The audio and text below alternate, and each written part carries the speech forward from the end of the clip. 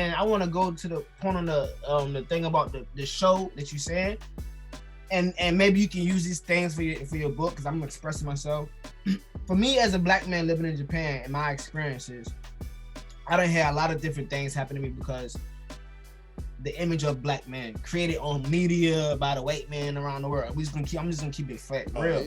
Yeah. And it gets to the point where I had walking down the street, so many little Japanese girls or little Japanese kids. They see me, they walking in front of me, they turn behind and just start running, bruh. Just start running out of fear. Like, it happened so many times.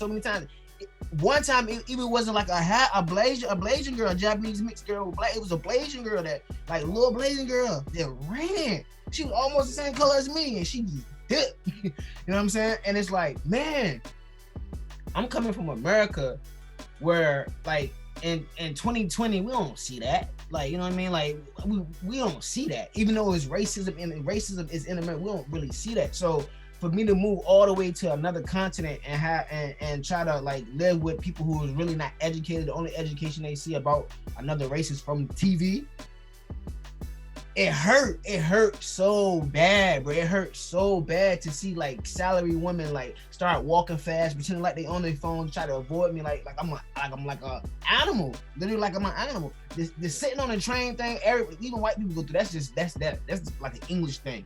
But for the kids and the women and even the little children to be running out of fear, that means, like, either they not getting an education at home, or they being programmed to say, oh, when you see a dark skin, be afraid for your life. And that right there, man, that, like, really damaged my mind living in Japan. Like, that made me, like, feel like, damn, like, son, like, I can't help the color of my skin, and it ain't nothing. I can try to do the best I can. I can try to put on. Sometimes it got to the point where I only want to wear casual clothes to look educated, look smart, to look like I won't hurt them, just so I could feel better about myself walking out the street in Tokyo. You know what I'm saying? Like, and it got to the point where I gotta get uncomfortable just to make them feel uncomfortable. I walk the other way so she won't be afraid of me, or this little kid won't be afraid of me. I walk the other, you know what I mean? Because I know. 5 years, I experienced that so many times. In the beginning, I thought it was just, okay, wow, okay. I was just probably, like, consistently back to back. I know how the situation about to go. Oh, she about to cross the street, or she about to walk the other way, or she gonna pretend. So many times, bro, and like that for me, the type of person I am, with the type of heart I am, the heart that I got, like, that hurt, because I'm an open-minded person. I came to Japan, obviously. I love all cultures, love all people, and for people not to accept me literally just because of the color of my skin, what they think about me, man. And so when I'm in the situations where the police are searching me, that gives them an even more reason to be afraid. Now, every time they look up, they see a black man, he got to be with the police. That's abanai. That's danger. That's danger. Like, you know what I'm saying? That's part of the propaganda. That's my biggest reason for I hate, because that's the biggest reason I hate being searched by the police, is because now the show is on, like, the black man, which carry on the stereotype about images of people. You see what I'm saying? Yeah, and that's why I want to educate motherfuckers on how to conduct themselves, because we want to change the imagery in terms of every time they see a police with black people, the black people are always acting in an orderly way, where that becomes the image. Right. So that becomes the image, and the image of, oh, nothing ever happens. Right. And I'm telling you, I think it would change the policy, because Japanese cannot lose face, especially to a foreigner. That's the bottom of the barrel for them. Right. They'll get teased forever for that by their own, when you ain't even around. You know what I'm saying? Wow. Yeah, they're like, hey, that's why, yeah. Another thing I really want to explain, and I don't even know how deep this is, you're leaving in a month, so maybe it's not that important for you, is I always encourage black people to never call themselves gaijin. You know what I'm saying? Yeah, I don't like, that's another word for nigga to me, to be honest. That's what I'm saying. And actually it's in terms of being like some a downtrodden word, or what do you call it, a pejorative, it's true. But gaijin is really only for white folks, historically. Really? Yeah, historically. Okay, yeah, I mean, it was the first ones on the island for real. So I mean, yeah. Okay. When you look back into the past, there was black people in Japan too. Like them Indian people that was coming over here, they darker than both of us, and they were here. Yeah, and there was black people here Black people were circumnavigated the globe. The Buddhas are black. They got Shinto gods with kinky hair. They seen black people. This is all bullshit. That's the white propaganda. But okay.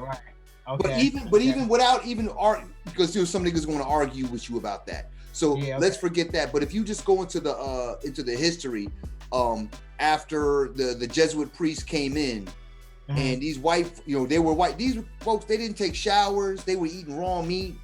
And so they had to come up with a term for them because they already had foreigners here. Oh, shit. But most of the foreigners that came over here, they would actually take on Japanese names. They would get into the culture, and there were black people who were doing that too. Okay. Because they have a whole like, Azumabita were black people. There's black people, man. Okay. But these white people, this is before World War II. This is before all of that. They didn't have this high and mighty image of white people. They were like, these were savages. They're barbarians. They're not humans. That's right. Gaijin, means outside. Soto. Right. Right. And jin means it means you're not a person. You're outside of being a person. Oh, I thought it was just like outsider, like no, not Japanese. That's what Gaikokujin means. You're from an outside country. Okay. Yeah. Now most Japanese they're not even conscious of it because it's just so old. Yeah, but I said all that to say this is that when black people come here, see a lot of black people, and I'm not saying I don't know you personally, you know this, so I'm not trying to take No, go ahead.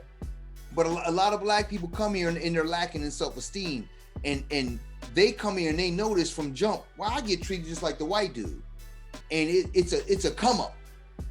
It's a come up, and a lot of them, you ever notice? Like I get here, because I came here, I had family, I got people here. I wasn't right. I was come here to get away from white folk. Right.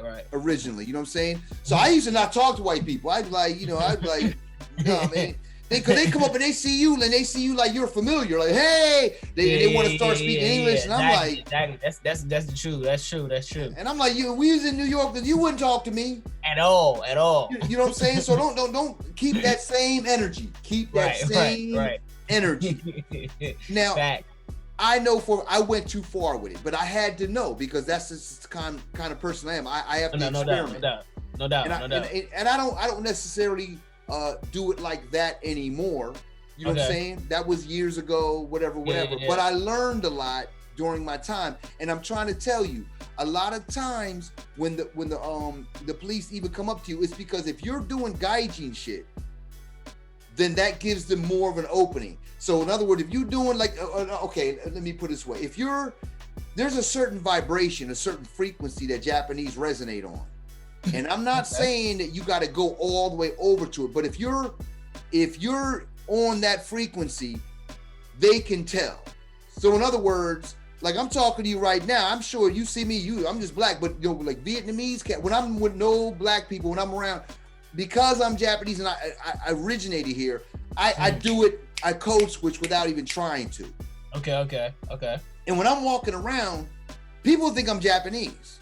I mean, I walk in the store, the convenience stores, there's a lot of Vietnamese and Korean people, and they ask me all the time in Japanese, are you Japanese?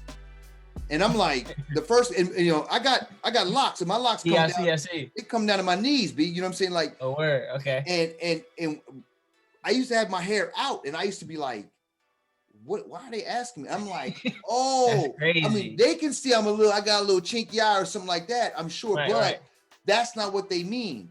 And what they mean is it could also, I mean, it's easier for them to see it on me, but there are white people, there are black people who, Kenyan cats, whatever, and their kids grew up totally here, and they resonate on that level. I guarantee you they're not getting stopped with the same frequency as you are.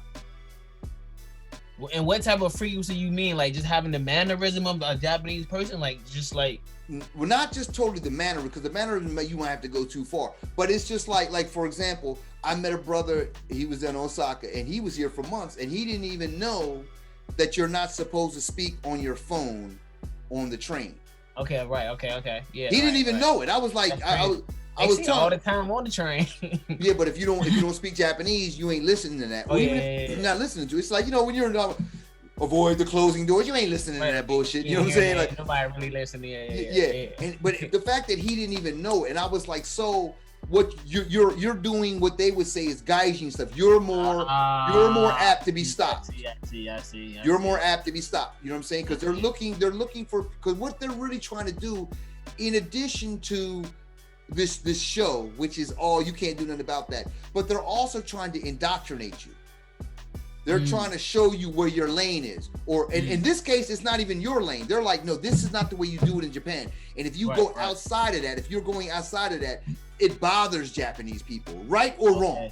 That's the 100% right or true. wrong. They quick to tell you that. Yeah. So quick to tell you that. So sometimes I'm in a situation where I know I don't want to stand out. Right. You know what I'm saying? That's why I even tell Japanese people, like, even like I teach these some of the tests, TOEFL. And like the lower classes, I'll speak a lot of Japanese in the class. Okay. You know, and I tell them off, I'm like, listen, when we walk out of here, I don't say don't no more. I used to. That's what I say. If you speak to me in English, I might ignore you. And they're like, well, why? Because it's embarrassing to me. Why is it embarrassing? Because when you speak English, everybody looks. Yeah. They understand that. They understand that. I'm like, that's embarrassing to me. And they're like, well, that's embarrassing. I'll be like, I don't like speaking English. I tell them, I'm like, listen, you gotta remember, my ancestors are Japanese too. To me, the English speakers, gaijin are the people who drop bombs on my ancestors. For sure. You know, and if you a black man, you ain't got nothing to do with that. You know what I'm saying? So why take on those attributes? You know what I'm saying? I always say, like, you know, if you're a kokujin, or you can be a foreign national, that's not the same as being a gaijin. And I'm telling you, because I speak to Japanese all the time about this stuff. They admit, they know the difference. They know the difference. But if you're doing gaijin, what they perceive to be, now it's difficult in Shibuya, the place like that, especially if you're a DJ. You know what I'm saying? Right. If you wear you certain gear, then that's some shogunai shit. You might have that. It might just happen. You just have to. I mean, of course, it's gonna happen. I mean, and a lot of the Japanese guys that got tattoos and dreadlocks and all, they get searched as well, because they're trying to portray the hip hop culture. You know what I mean? Right. That is what it is. But I'm really listening to what you're saying, and now that you putting it to me, it really makes sense. Just doing like. Being extra loud on the train, that's gaijin. Okay, yeah. Just bobbing your head to the beat. You know what I'm saying? I see, if the police around or something, I won't do that shit. I won't do that. And I'll get right inside. I call it the Yamato Code. The Yamato Code, and I outline this in the book, what the Yamato Code is. Because sometimes you want to be outside of it. Like, for example, I walked in the store the other day, and you know this, in the middle of the day, like noon, when all the obasans, the old basans, all these old women are, and they like to get in your way. If you look like you're in a rush, because they know you're not gonna push them. You know, no self-respect. We're gonna push an old woman out the way. Exactly. They're bored. They're bored. They want to get. Yeah, they want to engage and talk. I always talk to them. Oh no, not even engage talk. They just want to. They just want to get in your way. They just want to make you walk around. For some reason, Japanese get a rush. They want to be acknowledged. They live in a culture where everybody ignores each other. Yeah. You know what I'm saying? And so a lot of times it becomes a sickness. They just want you. They just want to know that they're there. They want you to acknowledge them. So if you get angry at them, or if you have to go around them, even it reinforces the idea that I exist. Yeah. That's why they be committing suicide, man. They're like, I don't matter. I don't exist. Right. Everybody look all peaceful, but you don't know what's going on inside of here. Man. So check it out. Son. So that train ain't quiet for no reason. Right. That train in the morning it's not quiet for no. It's like they going through it. Man, I can see it. Through it. I can see it in the body language. It's crazy. I know. They hate it, but they endure. That's part of the Yamato Code. That's part of it. The ability to do that. But check it out. So when going back to the other story, I go in this store. I just need to get one thing. But it's so far from the entrance. I got to walk all the way around the supermarket. Right. And it's all these older people. No disrespect to older people, nothing like that. But I already know, son. But I'm trying to get there. So I was like, you know what I'm gonna do? I had my headphones on. I wasn't even talking to nobody. I pretended like I was talking. I just started speaking English real loud. Everybody get this out the way. like the wave. Because why do they get out of the way? Because they don't want to be in the picture.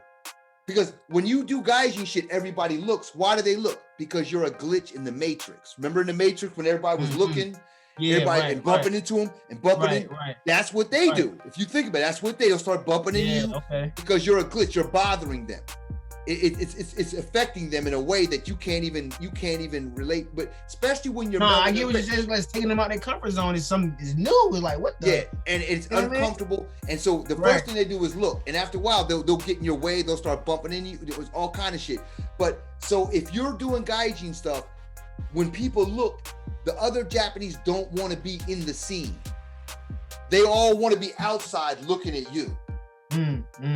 Like you're on television. Like look at the weird motherfucker. So when you start doing guys, everybody's gonna get away from you. That's why niggas don't sit with you on the train because the same thing. Because when other Japanese look, they're gonna think I'm with the gaijin. They're gonna think I'm gaijin. I peep all of that, bro. You hitting it on the nail. You hitting it on the nail. I peep all of that. Every time I sit on the train and somebody just do happen to sit next to me.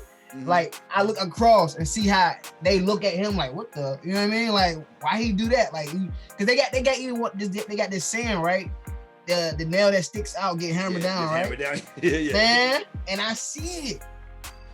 It's crazy, yo. But I shit you not, man. If you practice this shit, it's almost like meditation. Okay. If you practice being on their frequency, like I tell motherfuckers, I'm like, when you at work, choose a dude that you see.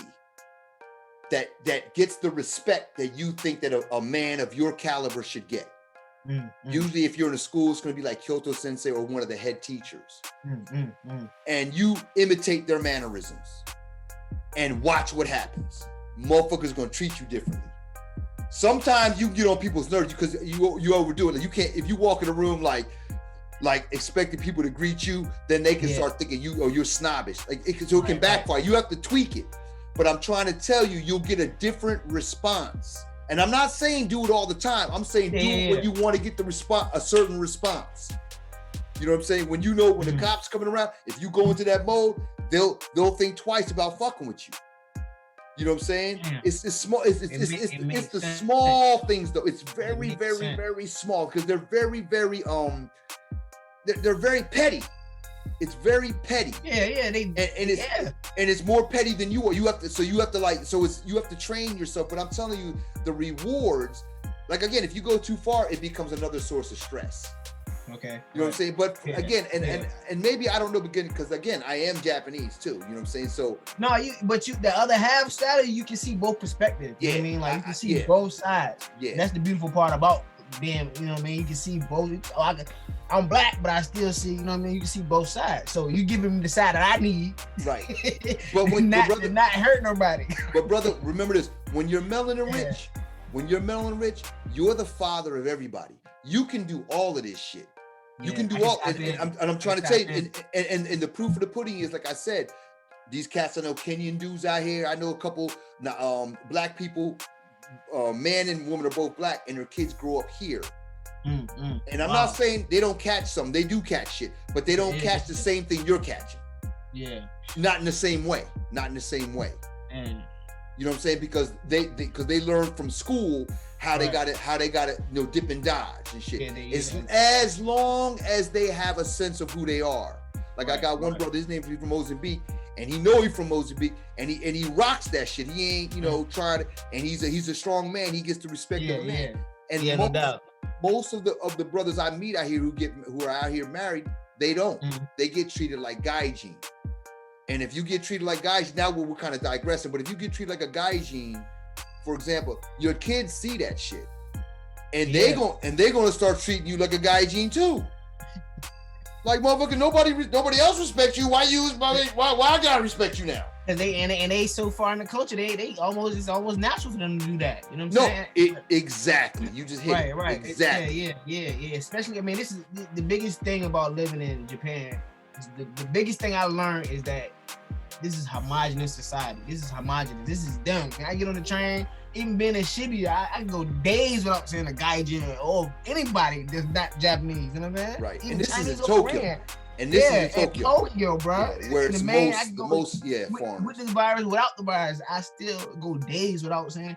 So that was the biggest culture shock for me. Me coming from America where it's diverse, I can go down the street, see, I can go to Chinese food restaurant, see an Asian person, I can go up here, see Mexican, I can go up here, you know what I mean? I can go anywhere to see anybody, you know what I'm saying? Mm-hmm. Coming here, it's like, damn, you know what I'm saying? So I tried to like understand that, but at the same time, these people are still human beings. They know, like, okay, all right, yeah, he different. He might act this type of way because he's not from here. Even though we want him to act this way, this is Japan, he might not act this way. Or, you know, it comes to a point where they got to be like, yo, take our culture and you share your culture.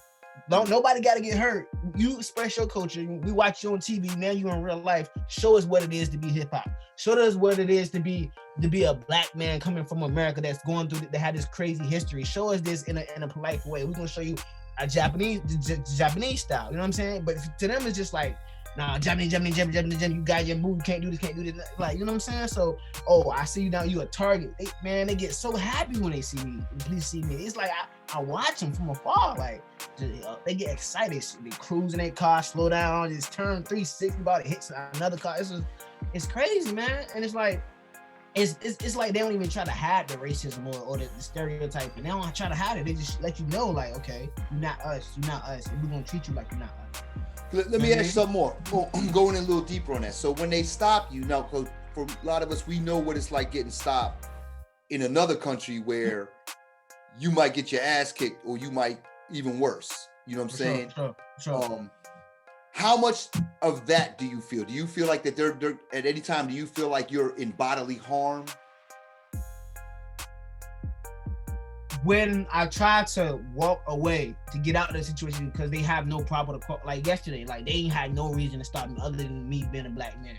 You know what I'm saying? Gaijin, not gaijin, it was mainly because I am a black man.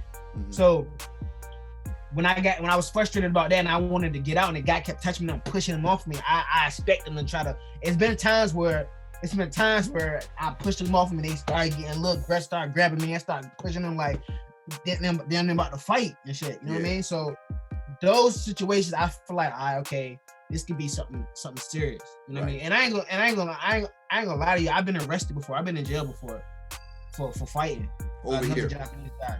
And a DJ and all some jealousy shit. You know what I mean? And when I was in jail, which is the place where they really want to get you, because now they can show you who the boss is. Yeah. Was doing that. I don't gotta save face here, yeah. Definitely was doing. I couldn't even sleep with the covers on a certain type of way before they come in, open the door and start fucking with me. You know what I mean? So word. Yeah. Because they're like, you out the box, man. We gonna tame you. Yeah, yo. So I couldn't even sleep with the covers on a certain type of way. I had to sleep face up. I couldn't even, like, my body don't even move like that. Well, anyway. Oh. No, explain that. Say it again now. So you're sleeping like on your side or whatever, and they would come in and make you sleep a certain way. Bruh, yes. That makes sense to me, though. That makes sense to me. Yo, I wrote an article and I say, in Japan, there is a correct way to do everything. Like every single thing. Like, I mean, not that they never digress, but I'm talking about even walking. You ain't like walking with swag or anything like that. You know, the Japanese, they all walk the same. Yeah, they all got the same body language. They all got the same posture. Right. Same posture. Because to go outside of that, again, it means you're outside the box. Now, think about it, because that's how. That crazy? Yeah, that's how they used to identify Koreans. Right, because Koreans phenotypically they look like Japanese, right? Yeah. And that's one of the ways. They're like, okay, you got it, and that's why the Koreans they copy everything, because like when they first come over the boat, you can't do everything like that, and they're like, they know you're Korean, and once they identify you as Korean, it's a wrap. Especially back in the day, because they had the marriage thing, they wouldn't marry you, and that's another thing I tell people. Like I had one Japanese dude, I've done it several times now, especially if I work somewhere. I only do this if it's a Japanese person I know I have to see all the time. Yeah. Because I'm like, let me nip this shit in the bud. Right. And whenever they do some shit, like I'm speaking Japanese and they, your Japanese is so good. And I'll say something like, yours is good too. And I act equally surprised. I don't do it sarcastically. I'm like, no, yours is good. And I'm speaking Japanese though, right? Yours do this and and they're like, and they look surprised, like, because now people are watching. No, but I'm Japanese. No, you're not, man. Come on, man. I know. And they're like, what do you mean? You're Korean, right? No, I'm not Korean. I'm like, man, I can see your face. You look Korean, man. I know Koreans. Yo, and they're like, because they're thinking everybody's watching. Right. Any of them think that because Japanese will never say it to him. They'll just won't invite them to the party. Right. Indirectly shit. Right, everything's indirect. So I did this shit to this motherfucker in a bathroom. It was just me and him. 3 years later, that nigga never says nothing to me outside of Japanese. Because he knows I will open that can on your ass in a minute. Long as you act right, I'll act right. And you got the game down to the T, huh? That's why I'm writing a book, man. I'm writing a book, my brother. I'm telling you, I've mastered this shit. I've mastered this shit, you know what I mean? To the point where, like I said, people know, if you ever watch The Boss, at a company, like the school, the Kocho Center, Yeah, I seen that. When he walks in the room, nobody says shit to him. Yeah. They get back to what they're doing. Why? Because he's the supervisor. Nigga, don't you know? Just do what in the military. I don't know. In the military, when an officer comes in the room, like, attention, as you were means get back to what you were doing, so I can see what the hell y'all doing. Right? Because that's why I ain't come here for no social visit, nigga. I gotta make sure y'all niggas is doing what you supposed to be doing. Y'all doing right. Exactly. But see, for black people, when you walk in a room, niggas, you know, we acknowledge each other. Yo, what's up, nigga? Yo, you say something. So if it happens in Japan a lot, if no one says nothing, you think the niggas are giving you the cold shoulder, and they might be. But normally, if they don't respect you, when you walk in, they see you as entertainment. Or especially with Japanese, when the younger guy walks in, they always got something for him to do. You do this. Come here. Right. So a lot of times when they don't say anything to you, that shows they respect you. And whether or not you see it that way, a Japanese who's watching, they're like, yo, this motherfucker walk around, nobody say nothing to him. He got free access. He can just do what he wants. Okay. That is a big thing for Japanese people. Okay. And a motherfucker that's your age never gets that. A Japanese dude that's your age never gets that shit. Nigga is on his way to or from an errand. Right. You know what I'm saying? And so if you walk in and nobody says it, you just walk to your desk, just do what you want and get up and leave. They're like, oh, this nigga is the man. Who is he? Yeah, and they'll start changing their speech patterns. And it's inadvertent. They don't even want to do it, and it's going to put some people off, and then you're going to get flack from it, and then you got to deal with it as it goes. Right. You know what I'm saying? But I'm trying to tell you, I walk around. Nobody fuck with me at all, man. You know what I'm saying? And like my experience is totally different. I wish I would have met you a minute ago. Thank you. That's what but see, there it is. That's why I'm writing this book. I'm like, yo, I'm trying, because I watch brothers. I be like, yo, you fucking up. I be like, yo, you're messing up, nigga. You're doing it wrong. You're doing it wrong. And it's glad that you even having this idea out, because you're right. It's getting to the point. I'm really, a big part of me moving out. First of all, I haven't been home since I've been here. I haven't visited home. I've been here 5 years. I ain't been home at all. I've been here 5 years straight. You're gonna be shocked when you get back, man. You're gonna be culture shocked. I need to breathe. Goddamn, I need to breathe. Even outside, even if I was coming back and forth, I can see how this shit would stress us out, because it's like, yo, for me, it's like, yo, where can we even go in the world? At this point, it's like, I can't go to America because we getting shot up over there.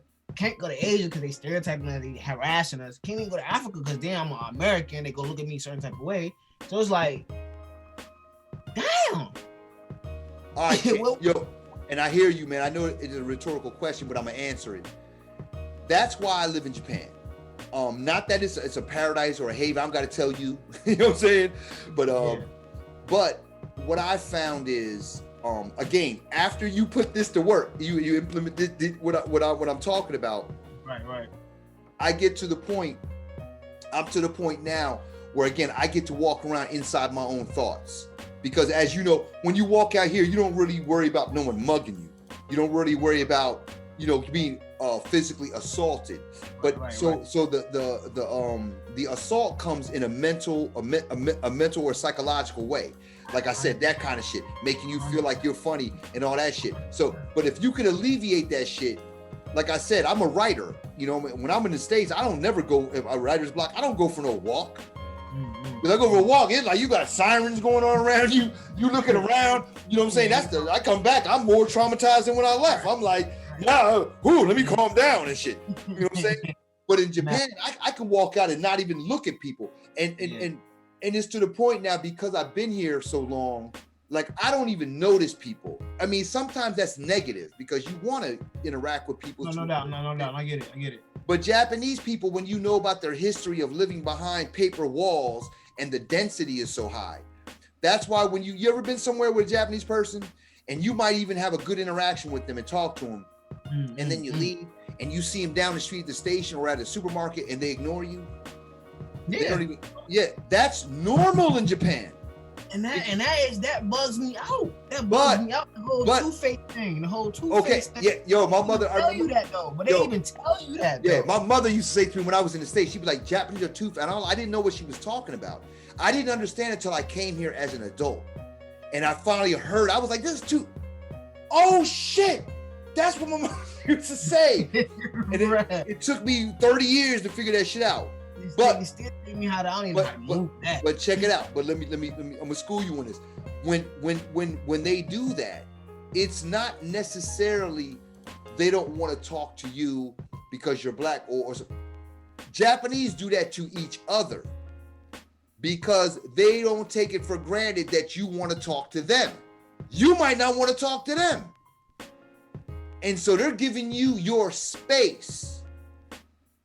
So in other words, if you want to talk, you got to start the whole thing again. You got to be like, I saw you. I was at the, you got to actually introduce, I was the guy at the thing, and you got to give them the chance to be like, oh, okay, let's talk again.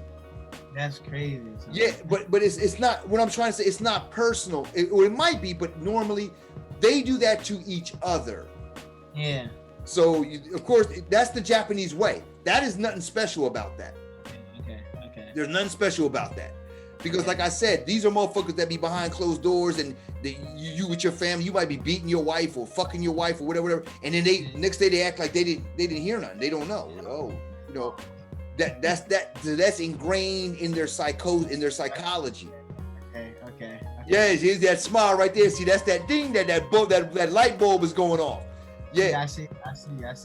So it works to your advantage. So you can do the same thing to them. You be like, oh, I don't feel like talking to you no more. You can stand in line right next to them and just don't look at them. And nothing will ever be said.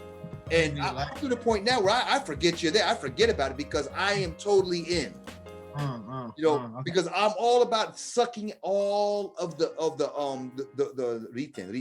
benefits. All right. The benefits and trying to, and keeping the what's low, the bad shit, down low.